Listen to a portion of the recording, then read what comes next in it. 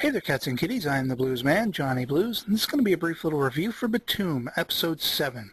Lots of stuff going on in this episode, just action and revelations aplenty. In fact, we have a big revelation as we begin the episode in a pre-credits sequence, which basically shows Sakamoto, aka Ryota, marrying Himeko in the virtual world of Btooom, the game.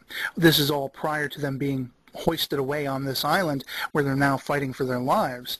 And I find this absolutely fascinating because, of course, Sakamoto has no idea this is the girl he married and subsequently has fallen in love with her virtual avatar in any case. So that whole dynamic between their characters is about to get that much more interesting.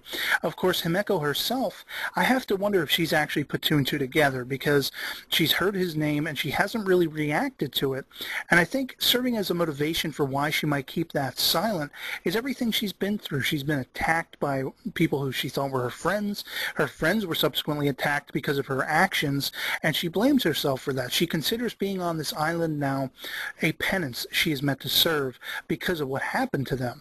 And of course, when she's been here, she's been attacked as well, so she just feels like she can't trust anyone and doesn't want to open up, even to somebody she believes she can trust. So again, it's very interesting how this is all unfolding. Of course, once we get past the credits, we open up right where we left off, with Sakamoto basically being attacked by Miyamoto, the big sort of Native American-looking dude that wields the knife. And going back to the second episode, which was the Himeko-centric episode, we found out she was appointed the leader of this little group of three guys, and Miyamoto was one of those. He subsequently killed one of them just over food, and then she took off, ran away, was attacked by the fat guy, the third guy of the three, and that was her first kill. That was basically self-defense, and she felt very proud of that. But of course, Miyamoto is still out there. Now, he's working in concert with Natsume. This is the lawyer of that psychotic kid in the past couple episodes, Kira, and it's just amazing to me to see how lethal and sadistic this guy has become.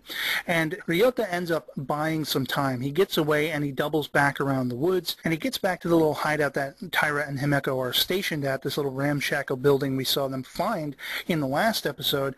And of course, we find out that because of Miyamoto's really sort of mercenary tactics, he can track them through the jungle, and Ryota inadvertently leads them right back to their little hideout. Now, we have this big confrontation where essentially we find out Miyamoto is taking this seriously. He's taking the brass tacks of this situation just lethally seriously. I have to kill in order to get these chips that are embedded in our hands, 8 of them, and then I'm going to be off this island. And I'm going to do it, and I'm going to make the best of it.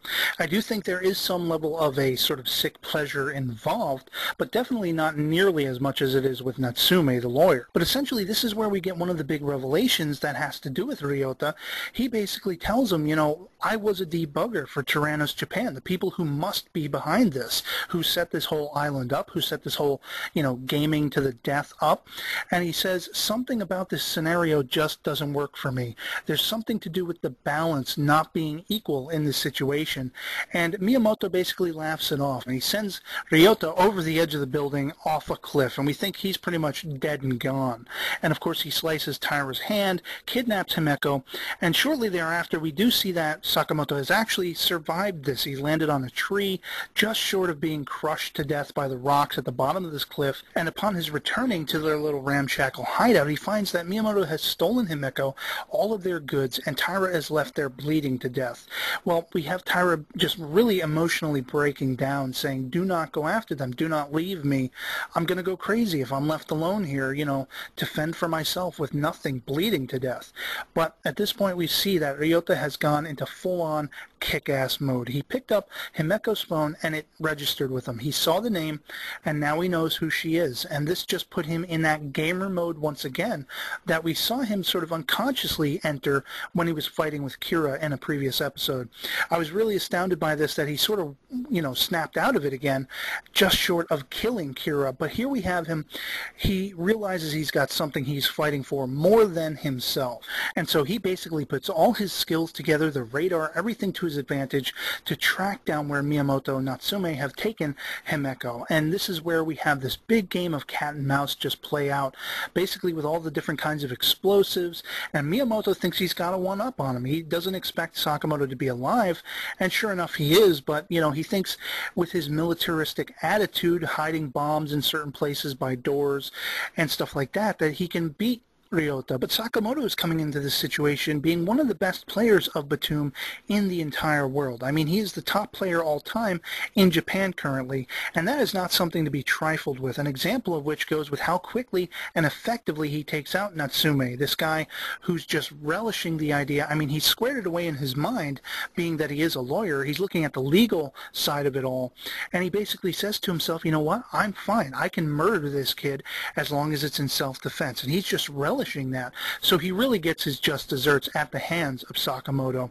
And of course we have that face-off between Miyamoto and Sakamoto, where Sakamoto basically, after Miyamoto says, let's do a little hand-to-hand combat, well, Sakamoto goes for the big Bowie knife that Miyamoto was carrying, and of course Miyamoto sees this as his cheating. So what could have been a two-way battle really becomes one-sided as Miyamoto traps Sakamoto against the ground, is trying to break his arm, and we have Himeko jump on Miyamoto. I loved this because it was the first time, I think, she was acknowledging, I know who this guy is. I have to protect him.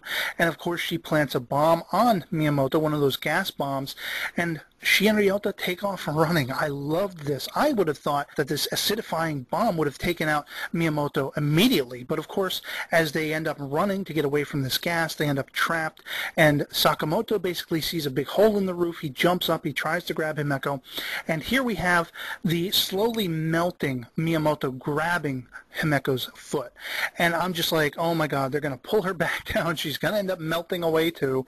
But we have Sakamoto being the pimp that he is. He still has that timer bomb that he got from Natsume, and he drops it. And there we have Miyamoto meeting his end. So of course it all ends with Himeko and Ryota in each other's arms for a split second, but then sort of recoiling from each other, being very much, I don't know, awkward at best, I guess you could say. And I really have to wonder just how far this relationship is going to go from this point. Are they going to now trust each other and work in concert, which has been a constant question as I've been watching the series, or are they perchance going to just, you know, make do with each other for now and hope for the best?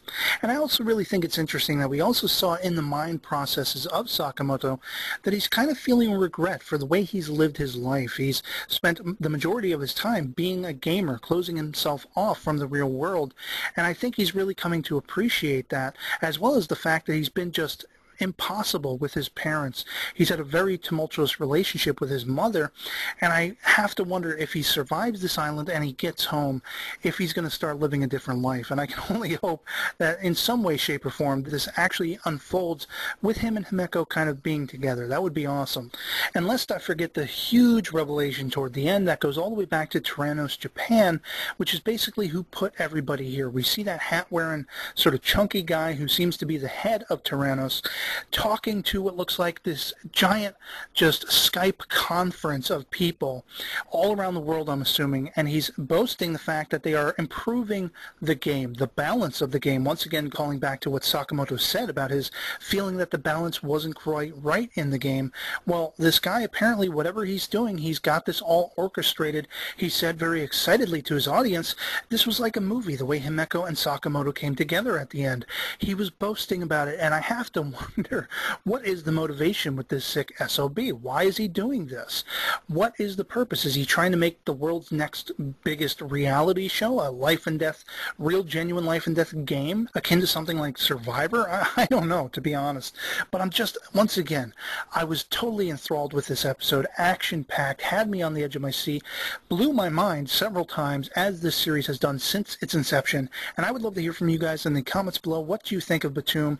Did you enjoy this episode? Are you enjoying the series? If you've read the manga it's based on, you know, how closely are they sticking to it? I'm really curious, as I haven't read the manga, and please post no spoilers as usual, but otherwise I'd love to hear from you guys, and that's pretty much all I'm going to say on this one, so I hope this video finds you well, and I'll catch you later. Peace.